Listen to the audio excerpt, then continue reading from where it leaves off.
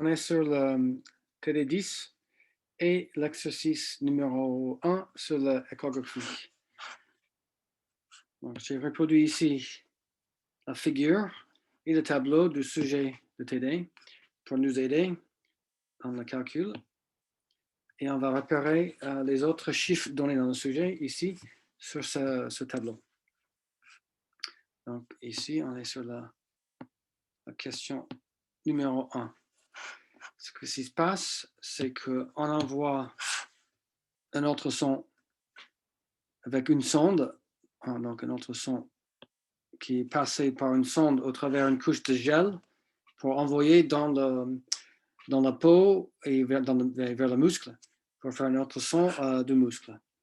L'intensité de cette onde envoyée par la sonde, c'est 9 10 puissance moins 10 watts par mètre carré.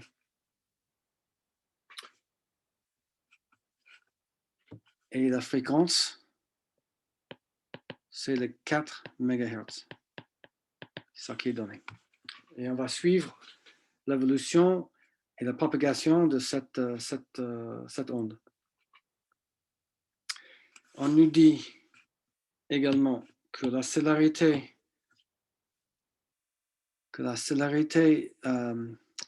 de l'onde partout dans ce problème, c'est de 1540 mètres par seconde. Puis, l'onde passe plusieurs couches avec les épaisseurs différentes et aussi données dans le sujet. Donc, l'onde passe d'abord dans la couche, traverse d'abord la couche de gel. Et ça, c'est une couche qui est de O à A dans le diagramme et qui a une épaisseur de 2 mm. Puis l'épaisseur de la peau, c'est de A à A', c'est 1 mm. Et puis l'épaisseur du tissu adipeux, qui est de A' à B, ça c'est de 5 mm. Et enfin, l'épaisseur du muscle, c'est de B à C, c'est 35 mm.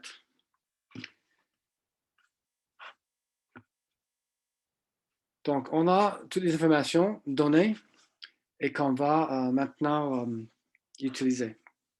Alors, la première question, c'est de calculer les coefficients de réflexion et de transmission sur deux interfaces, puisqu'on va prendre, il se trouve que les propriétés des trois premières couches sont identiques. Donc, on va les grouper ensemble. Donc, ici, le gel, la peau et le tissu adipeux, on les groupe ensemble. On va appeler ça une seule couche avec une épaisseur, on va appeler petit d, GTPA. Donc, c'est la somme des trois premières couches et ça vaut 8 mm, puisque c'est 2 mm plus 2 mm plus 1 mm plus 5 mm. Donc, ça, c'est la première couche. Et donc, la première surface ou interface qu'on va regarder, on va appeler 1, c'est ici. C'est l'interface où on passe du tissu adipeux dans le muscle. Deuxième couche qu'on va discuter, c'est tout le muscle. Ici en vert. Et on sait déjà que l'épaisseur de cette couche-là, c'est l'épaisseur de DM pour muscle. Ça, c'est simplement les 35 mm donnés. Et la deuxième surface ou interface où on va regarder les coefficients de réflexion et transmission, c'est justement ici, entre le muscle et l'os. On va appeler ça 2. Donc maintenant, on veut calculer les coefficients de réflexion et de transmission. Question partie 1.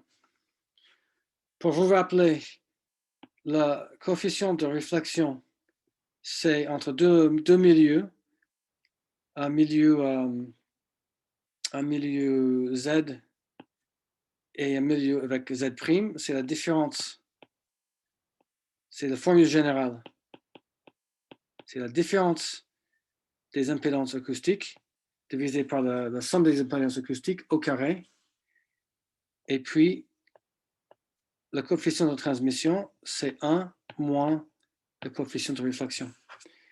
Donc, en l'occurrence, pour nous, sur l'interface 1, le R1, ça va être Z GPTA moins Z muscle divisé par la somme des deux, GPTA plus Z muscle, le tout au carré. Et on a ces informations données dans la première colonne du tableau en bas. Donc, c'est les deux premières lignes. Si vous prenez les chiffres dedans et vous faites le calculatrice, vous allez trouver que R1, en fait, c'est 0,004. Ce qui est bonne chose, puisque ça veut dire que l'ultrason traverse et passe dans le muscle. C'est ce qu'on veut. Et donc, forcément, étant donné ça, T1, c'est 1 moins ça. Donc, ça veut dire que ça doit être 0,996.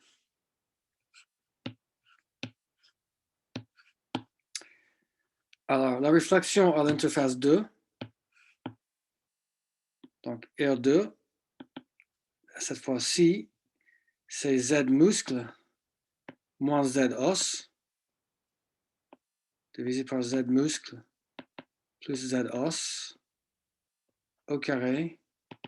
Les chiffres sont dans la table.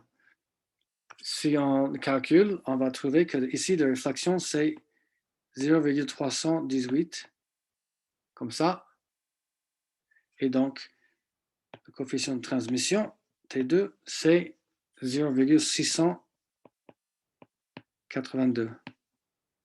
Donc, on a plus de réflexion entre le muscle et l'os, ce qui est aussi bonne chose, puisqu'on veut bien que l'ultrason revienne pour qu'on le détecte sur le retour. Et justement, cette question de détecter l'onde de retour, commence dans la partie 2, où on nous a demandé de calculer l'intervalle de temps qu'il faut pour que l'onde réfléchie revient de l'interface 1 et puis l'interface 2. Alors, le temps qu'il faut entre l'envoi de l'onde par la sonde et le retour de la partie réfléchie sur l'interface 1, c'est la distance traversée, qui est la distance aller-retour de cette couche, divisée par la célérité du son donné, C. Donc ici, ça va être 2 fois D GPTA, puisque c'est aller-retour, donc c'est 2 fois cette couche, divisé par C. Donc ça vaut les 16 mm ou 0,016 mètres, divisé par les 1540 mètres. Et ça donne 10 moins 5 secondes. Clairement. Le temps pour le retour de l'onde réfléchie par l'os, bon, il faut que ça passe d'abord l'épaisseur de GPTA plus l'épaisseur du muscle pour arriver à l'os, et puis le retour. Donc cette somme-là, divisée fois 2 pour l'aller-retour, et maintenant divisé par C. Et ça va faire 2 fois GPTA plus 2 fois DM, Donc, ça fait 86 mm, ce qui vaut 0,086 mètres, divisé par 1540 mètres. Et ça donne 5,6, 10-5 secondes. Donc, en fait, delta T1, c'est 10 microsecondes et delta T2, c'est 56 microsecondes.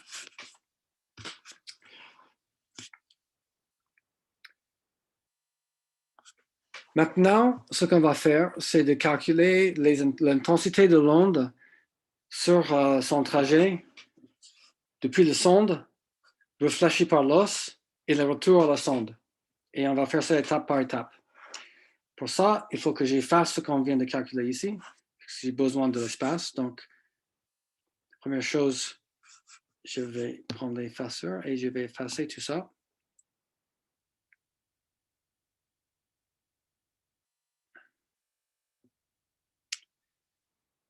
Ça prend un petit moment, mais on va arriver.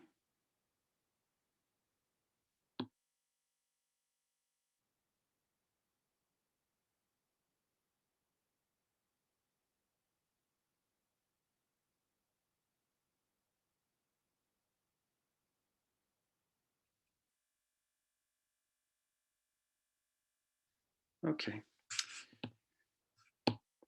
Maintenant, on est sur la partie 3.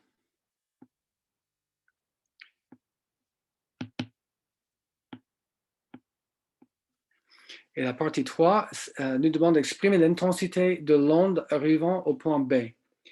Au point B, c'est l'interface 1. Alors, qu'est-ce que c'est? L'intensité qui arrive au point B, c'est l'intensité envoyée par la sonde fois la perte due à l'absorption de cette couche. Et c'est là où on doit utiliser l'information donnée dans la deuxième colonne du tableau. Et là, c'est la première ligne qui nous intéresse. Donc, ça va être la formule, c'est exponentielle moins l'épaisseur des GPTA divisé par la longueur L, GPTA, la longueur d'absorption, GPTA. Et là, la longueur d'absorption, c'est en fait donné 2-10-2 mètres. Donc, en fait, c'est 20 mm ici. Et I0, c'est 9-10-10 watts par mètre carré. Donc, on calcule ça, on met les chiffres dedans. Et ce qu'on obtient, c'est, si vous faites le calcul, vous allez trouver 6,03 10-10. 6,03 10-10 watts par mètre carré. Donc, vous voyez, on a perdu un peu d'intensité à cause de l'absorption par ces couches. Maintenant, on continue à suivre sur le trajet, l'onde. Ça, c'est l'intensité arrivant au point B. L'intensité, maintenant, ce qui est demandé par la partie 4, c'est exprimer l'intensité de l'onde transmise au muscle au point B. Donc maintenant, il faut voir quelle est la partie de cette intensité qui est transmise au travers de l'interface 1 dans le muscle. Et ça, donc on va appeler ça IBT, transmise dans le muscle. C'est justement ça, pour ça qu'on a calculé le coefficient de transmission. C'est la transmission interface 1 fois l'intensité qui arrive sur cette interface. Donc, on a calculé T1 précédemment. C'était le T1, si je remets ici, T1, c'était 0,996, comme ça. On multiplie ça par l'IB qu'on vient de calculer et on trouve 6,01 10-10 watts par mètre carré. Donc, essentiellement, toute l'intensité est transmise à peu près. Question 5. On continue. Exprimer l'intensité de l'onde réfléchie au point C. Donc maintenant, le point C, c'est l'interface 2 ou l'interface entre le muscle et l'os. Et ce qu'on veut, c'est calculer l'intensité de l'onde au point C réfléchie et qui est renvoyée donc vers la sonde. Bon, ça va être l'intensité de l'onde qui arrive sur le point C, voyageant de point B au point C, fois le coefficient de réflexion cette fois à l'interface 2. Et ce coefficient, on l'avait calculé avant. Et c'était R2, c'était 0,318. 0,318. Mais maintenant, il faut calculer IC. Donc, ça va être R2 fois IC. Et IC, ça va être l'onde, l'intensité IBT qui était transmise sur l'interface 1 au point B. Et maintenant, fois la partie perte due à l'absorption entre B et C. Et ça va être exponentielle moins l'épaisseur de la couche, donc des muscles, divisé par la longueur d'absorption dans le muscle qui est donnée dans la deuxième ligne ici dans le tableau. Et ça, c'est 5 10 moins 2 mètres, donc c'est 50 millimètres. Donc ça, c'est L, muscle. Donc on a calculé R2, on a calculé IBT, et maintenant on peut calculer l'exponentielle puisqu'on connaît DM et LM. Et si vous faites ça, vous allez trouver pour la valeur de 9,5 10 moins 9,5 10 moins 11 watts par mètre carré. Donc on continue à perdre l'intensité. On passe de 6 10 moins 10 à 9,5 10 moins 11 watts par mètre carré. Et la dernière partie de la question, c'est la réponse qu'on cherche. Quelle est l'intensité qui revient et soit détectée par la sonde à nouveau, qu'on peut appeler I mesurée.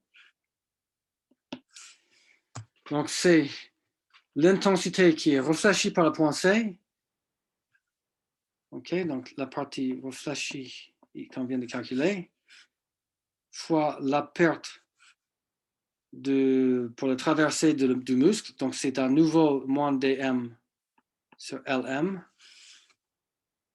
Ça, c'est maintenant, on est arrivé au point B, interface 1, fois le coefficient de transmission à nouveau de l'interface, qui était 1, fois la perte de traversée de la couche GPTA, donc moins dGPTA sur LGPTA, comme ça. Et enfin, comme ça, on arrive à nouveau dans la sonde pour être détecté. Et donc, si on fait ce calcul-là, on a tous les chiffres. On connaît ICR, T1, les longueurs. On peut calculer les exponentielles. Et si vous le faites, vous allez trouver 3,15 10 moins 11 watts par mètre carré. Et c'est ça qui est détecté par la sonde après avoir traversé la peau et tout, le muscle, 2 fois pour aller-retour et revenir. Donc après les 56 microsecondes pour attendre l'onde réfléchie, on ne mesure que 3,15 10 moins 11 watts par mètre carré d'intensité, tandis qu'on a envoyé 9 10 moins 10 watts par mètre carré. Et voilà, ça c'est la fin de l'exercice 1 de ce TD.